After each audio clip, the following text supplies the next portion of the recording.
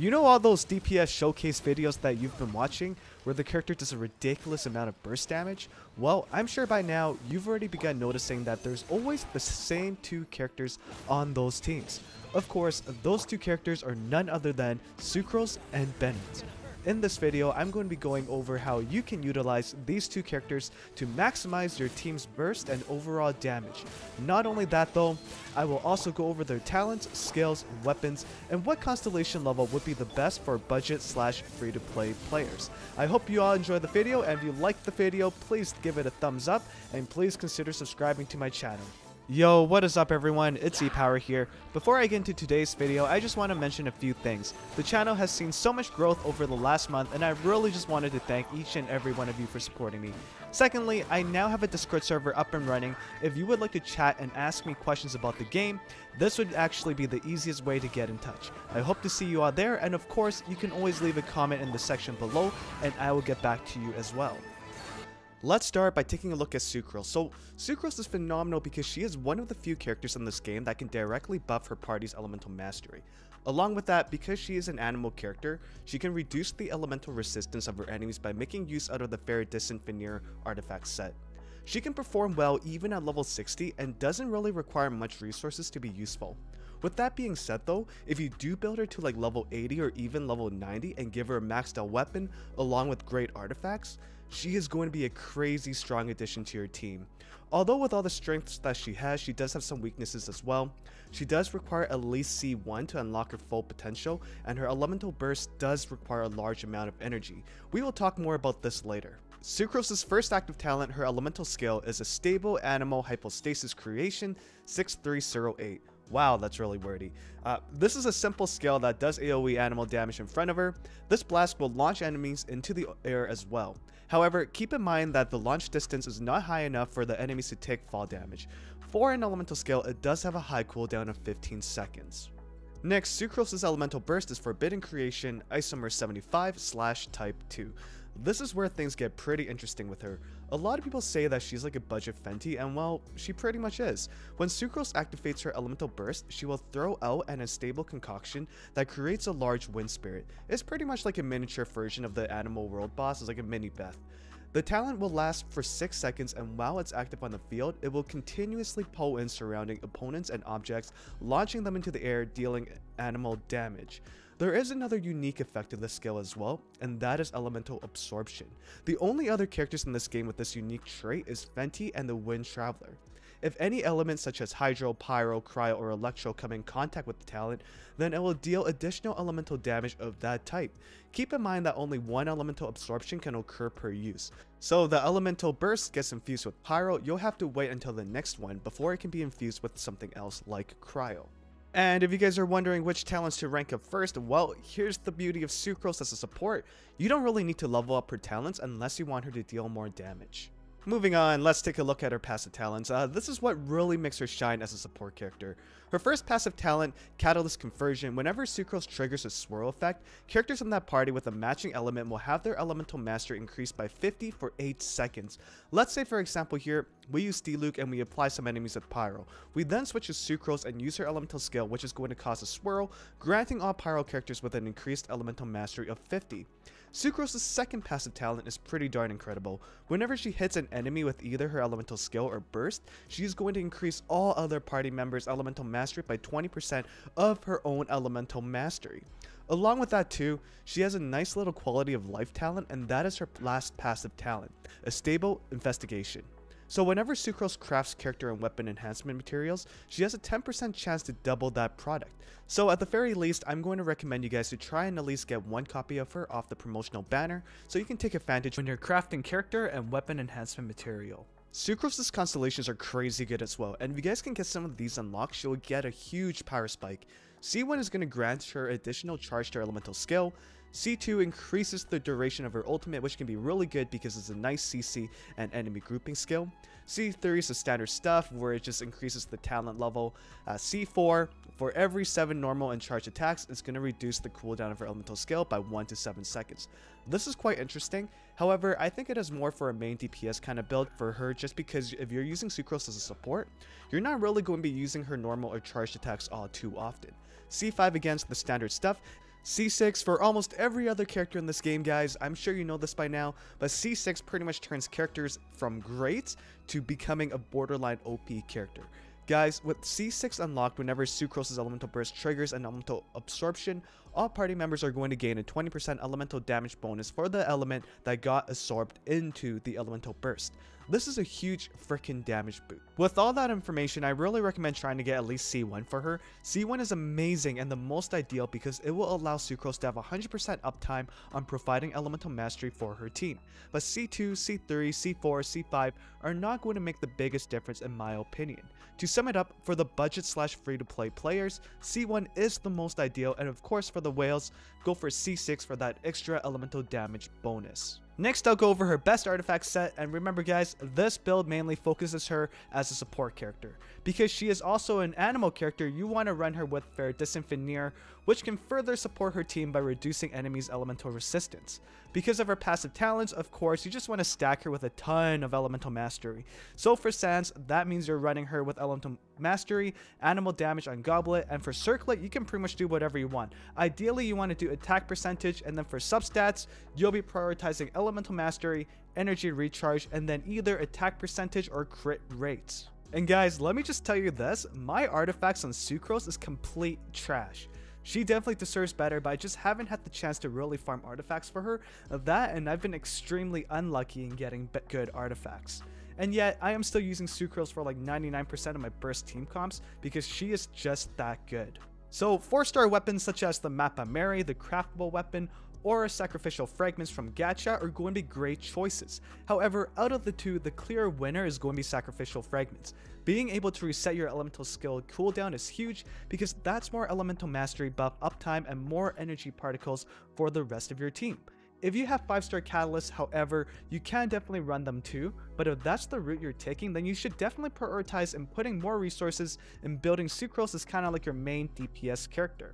Similar to my artifacts, my weapon is barely leveled, but yet Sucrose is still a character that I use on one of my teams. Just imagine the potential that she has if she has a better weapon along with better artifacts. I'm going to be showing you guys exactly why Sucrose is so good and how you want to use her in a team.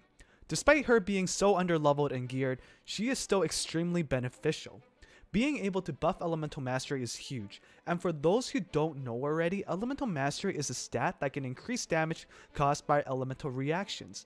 However, for Geo characters, Elemental Mastery will increase the absorption power of the crystallized shields. This clip that I'm showing here is the new domain. I'm using Sucrose as a support character to buff my Diluc's Elemental Mastery. My Diluc naturally has 23 Elemental Mastery, which means it increases Vaporize and Melt damage by 4.6%. Nothing crazy, nothing too impressive, right? But now with Sucrose, I can buff that Elemental Mastery by quite a bit. Instead of 23, that can jump all the way to 137, which in return is going to increase Vaporize and Melt damage by 24.8%. This is a huge jump, guys. And also keep in mind that in order to utilize Elemental Mastery, you will need to utilize an Elemental Reaction. In the next clip here, I am showing my Diluc's damage without the help of Sucrose. You can see that from just using Diluc and Mona and utilizing the elemental reaction of Vaporize, my Diluc's elemental burst roughly hits for 30k on a crit. Now, let's see what happens when we bring Sucrose into the party. That damage now goes from 30k on the crit all the way up to 43,000 on the crit. Guys, that's a pretty big DPS jump. And keep in mind, this damage can scale even more if you invest properly into Sucrose.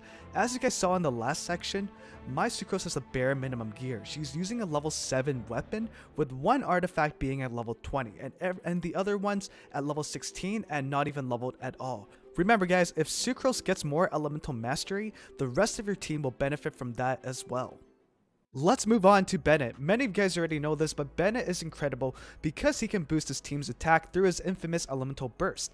But not only that though, a lot of people tend to forget that Bennett can also play the role of a healer. Similar to Sucrose, Bennett is another character that can perform well just at level 60. But if you decide to put in the resources and build Bennett to level 80 or even level 90 and give him really good upgraded artifacts and a strong weapon, he is going to be a support character that you will probably never ever replace on your team.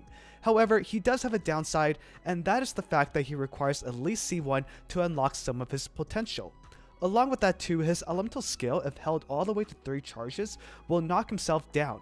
But let's take a closer look now into Bennett's elemental skill.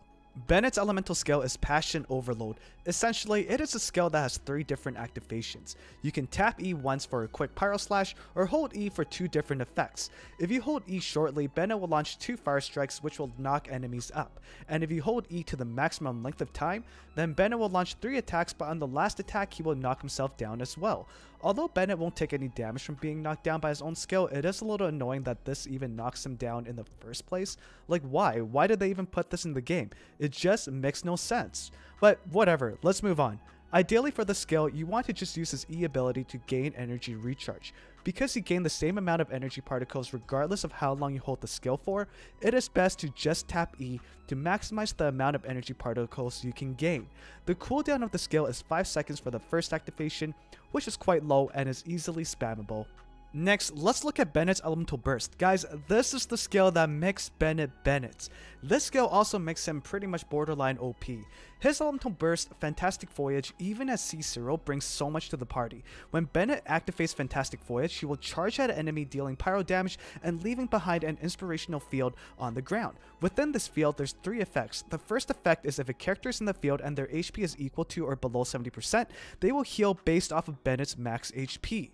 Secondly, if the health of the character is higher than 70%, they will gain an attack bonus based on Bennett's base attack. And then the third effect, characters within the field will have the pyro element infused into them while standing in the field. The last effect is interesting and a lot of players forget about this. The effect of it is subtle, but it can be extremely helpful in certain aspects of the game. This effect can be particularly good to prevent your characters from getting frozen, if they have the Hydro debuff on them. Now you're wondering which talents to level up first. 100% you want to go with his Elemental Burst. If you're not planning on building Bennett as a sub DPS, then you don't really have to level up his elemental skill or regular hit at all. Moving on, we'll quickly go over Bennett's passive talents. Unlike Sucrose, his passive talents are kinda meh for a support build. His first passive talent is Rekindle, which further reduces his elemental skills cooldown by 20%. Nothing great, nothing amazing. His second passive talent is Fear Not. When Bennett is inside Fantastic Voyage, his elemental skill will gain 2 extra effects. The first effect is that the cooldown is going to be reduced by another 50%, and that Bennett is not going to launch himself by a fully charged E. This passive talent is okay, but it is not particularly helpful if you're using Bennett as a support. Bennett is mainly there to cast his Elemental Burst, and then you're swapping him out for one of your main DPS characters. So that pretty much already makes this passive useless. Moving on, let's take a look into Bennett's Constellations. So for Constellation 1, Fantastic Voyage will no longer have a HP restriction, and the skill will gain an additional 20% base attack. Guys, this is crazy good, because now you don't have to worry about the HP of your characters in order to get that attack bonus. Your main DPS can be low in HP, then you swap him over to Bennett for his Elemental Burst, and then you switch back to your main DPS, getting that HP recovery as well as that attack increase. With the second constellation, when Bennett's HP falls below 70%, his energy recharge is increased by 30%. This constellation is nothing too flashy, it is okay, but it's not the most practical, and here's why. Bennett is typically going to be an off-field character, unless you are building him as DPS of course. He's typically going to be 100% HP on your team, although you can purposely have him get hit until his HP is below that threshold and he will gain more energy recharge. When you do use his Elemental Burst, I would quickly switch off of Bennett and back onto a main DPS character. As well, if you have another healer on the team such as Jean or Barbara, their heals will bring Bennett's HP to full, and he's not going to be making use out of his second constellation. Constellation 3 is pretty standard stuff, it's just going to increase the level of Passion Overload. Constellation 4 is mainly for a DPS Bennett build, and it doesn't do anything to his Elemental Burst, but instead, it lets him do an additional attack when he uses a normal attack when executing the level 1 version of his elemental skill. Again, C5 here, standard stuff, it's just going to increase the level of Fantastic Voyage. And lastly guys, C6. The C6 constellation is freaking nuts with Bennett. With this constellation unlocked, Sword, Claymore, Polearm characters inside Bennett's Elemental Burst are going to be gaining an extra 15% pyro damage bonus. Not only that though, all normal and charged attacks are now going to be dealing pyro damage. This constellation pretty much turns Bennett into like a mini Diluc. It makes all of his attacks pyro while gaining extra damage. So if you do have Diluc, he's going to deal so much more damage if there is a C6 Bennett on the team. But not only is this good for a support Bennett, it makes the DPS Bennett build completely viable here as well. My overall thoughts for Bennett is that every player at the very least can benefit from having him as C0. In terms of pulling for certain constellations, I think Bennett gets a huge power spike from C1 because that extra attack damage and no HP requirement is huge. I wouldn't aim for any other constellations, especially if you're a free-to-play or minimal spending player. However, if you're a whale, I'm going to suggest C6 Bennett because he becomes an entirely different character from just that constellation alone. If you're sitting at around C5, you might as well pull to C6. I wouldn't go for any other constellation, so it's either C1 or C6. Moving on to artifacts, it's a little embarrassing for what I have on him. Similar to Sucrose, I can definitely show him a lot more love by giving him better artifacts. The best set for a support build is going to be the full 4-piece of Noblesse Oblige, just because you really want to be able to give your party members more damage. In terms of main stats, you want to go for energy recharge on Sands to get off more elemental burst, HP percentage on Goblet, and either HP percentage or healing bonus on Circlet. In terms of main stats, you're mainly looking for energy recharge and HP percentage just because Bennett's healing scales off his max HP. Again, even though Bennett's artifacts aren't really leveled up and what I have on him isn't ideal, I still use him as one of my main supports because he's just that incredible. For weapons, you want to give him a weapon that has the highest base attack because it is only Bennett's base attack that scales with his ult. So either one of the 5-star weapons would be great, Skyward Sword would be the most ideal because it gives energy recharge as a secondary stat. For 4-star weapons, Faefonia Sword would be the best, but the new 4-star Offense Sword, Festering Desire, is also a great choice. I would not recommend any of the 3-star weapons just because the base attack of them are really low. Next, I'm going to show you guys just how much Bennett can increase his party members' damage by. Keep in mind that my Bennett is only level 60 and his Elemental Burst talent is only level 4. He is, however, using a level 80 5-star weapon. Right here in this clip, you can see that without using Bennett's Elemental Burst, my Tartaglia is sitting at around 1988 attack. His left click is dealing around 1500 on a white hit and close to 4k on a crit. But now, once we use Bennett's Elemental Burst, Tartaglia's attack goes all the way up to 2783. Normal left clicks are dealing more than 2000 per hit, and his crits are dealing more than 5500 per hit. That's a pretty big jump in damage from just the ultimate alone. For the last part of this video, I'm going to be showing two clips. The first clip is going to be Tartaglia firsting the fire plant boss with no help from the dynamic duo. You can see that the damage here ends up being only around 96,000.